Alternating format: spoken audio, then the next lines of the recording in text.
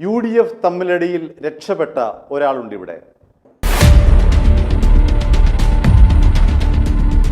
UDFിന്റെ പ്രത്യേകിച്ച് കോൺഗ്രസിന്റെ തമ്മിലടിയിൽ രക്ഷപ്പെട്ട ഒരു വലിയ നേതാവ് നമുക്കിടയിലുണ്ട്. പേര് പിണറായി വിജയൻ.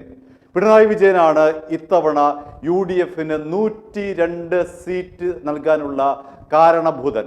ഈ കാരണഭൂതന്റെ പ്രവൃത്തി കൊണ്ടാണ് CPIM എന്ന് പറയുന്ന പാർട്ടി തകർന്ന് അടിഞ്ഞത്.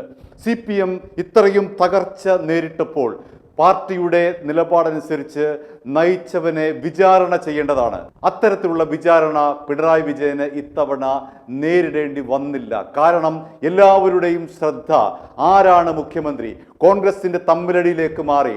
ആരാണ് മുഖ്യമന്ത്രി എന്ന കോൺഗ്രസിന്റെ തമ്മിലടി, അവിടേക്ക് ജനശ്രദ്ധ മാറിയപ്പോൾ പിണറായി വിജയൻ വളരെ സമൃദ്ധമായി രക്ഷപ്പെടുകയാണ് ചെയ്തത്.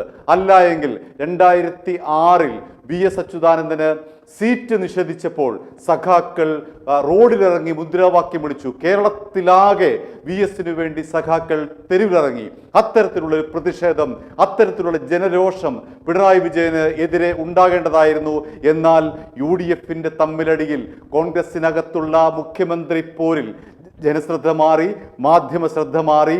സഖാക്കളുടെ ഈ ഒരു ശ്രദ്ധയും അക്കൂട്ടത്തിലേക്ക് മാറ്റപ്പെട്ടു എന്നുള്ളതാണ് സത്യം. അങ്ങനെ നൈസിന് രക്ഷപ്പെട്ടതാണ് പിണറായി വിജയൻ. ഇതാ വീണ്ടും പ്രതിപക്ഷ നേതാവായി പിണറായി വിജയൻ അവതരിച്ചിരിക്കുന്നു. വലിയ ബാധ വീണ്ടും കേരളത്തെ ബാധിച്ചിരിക്കുന്നു. ഇനി മൂക്കിപ്പനി വന്നാൽ പോലും ബൂർഷ്വാ മുതലാളിത്ത കുത്തക രാഷ്ട്രമായ അമേരിക്കയിൽ പോയി ചികിത്സിക്കാൻ പിണറായി വിജയൻ തയ്യാറെടുത്ത് നിൽക്കുന്നു.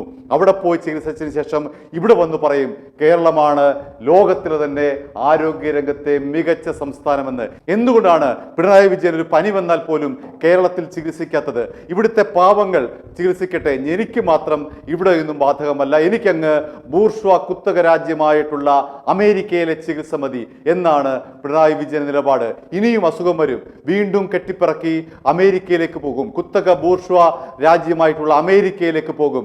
ഭാര്യയും മക്കളും മരുമോനും ഒക്കെയായിട്ടുള്ള സുഖയാത്ര. ഇത്തരത്തിലുള്ള ഒരാൾ വളരെ സമൃദ്ധമായി CPM പോലുള്ള എണ്ണയിട്ട് യന്ത്രം പോലെ പ്രവർത്തിക്കുന്ന ഒരു കേഡർ സംവിധാനത്തിൽ രക്ഷപ്പെട്ടത് കോൺഗ്രസിന്റെ ഈ തമ്മിലടി കാരണം മാത്രമാണ്. അല്ലെങ്കിൽ CPMന്റെ സഖാക്കൾ ഇയാളെ വിചാരണ ചെയ്ത്, ഇയാളെ പരസ്യ വിചാരണ ചെയ്ത് നിങ്ങളല്ലേ ഈ പാർട്ടിയെ ഇത്തരത്തിൽ അധപതിപ്പിക്കാനുള്ള കാരണക്കാരനെന്ന് ചോദിക്കേണ്ട സമയമായിരുന്നു. പക്ഷേ സഖാക്കളുടെ രോഷം ഈ മുഖ്യമന്ത്രി തർക്കത്തിലേക്ക് മാറിപ്പോയി. അങ്ങനെ സഖാക്കളുടെ രോഷത്തിൽ നിന്ന് വിദഗ്ധമായി രക്ഷപ്പെട്ടയാളാണ് പിണറായി വിജയൻ.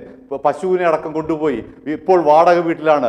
ഇനി നോക്കിക്കോളൂ, അതേ കണ്ടോൺമെന്റ് ഹൗസിലേക്ക് തന്ത്രപരമായി പിണറായി വിജയൻ 5 വർഷത്തിനിടയിൽ വീണ്ടും മടങ്ങിയെത്തും. പഴയ പോലുള്ള എല്ലാ സുഖ സൗകര്യങ്ങളും ഇയാൾ അനുഭവിക്കും. അതിനുവേണ്ടിയുള്ള തയ്യാറെടുപ്പുകൾ നടത്തിക്കഴിഞ്ഞു. പിണറായി വിജയനും VD സതീശനും തമ്മിൽ ഉള്ള ബന്ധം നമുക്കെല്ലാവർക്കും അറിയാവുന്നതാണ്. കഴിഞ്ഞ 5 വർഷം രണ്ടുപേരും ഒരമ്മ പറ്റ സഹോദരങ്ങളെ പോലെ കഴിഞ്ഞിരുന്നു. ഇനിയും അങ്ങനെ സുഖമായി വാഴാം രണ്ടുപേർക്കും ഈ 5 വർഷം. അങ്ങനെ സഖാക്കളുടെ രോഷത്തിൽ നിന്ന് രക്ഷപ്പെട്ട പിണറായി വിജയൻ വീണ്ടും ഇതാ സതീശനുമൊത്തുള്ള ഒരു കൂട്ടുകക്ഷി ഭരണത്തിന് തയ്യാറെടുത്തിരിക്കുന്നു. അനുഭവിക്കുക, വോട്ട് ചെയ്ത ഓരോരുത്തരും അനുഭവിക്കുക, അല്ലാതെ എന്ത് പറയാനാണ്?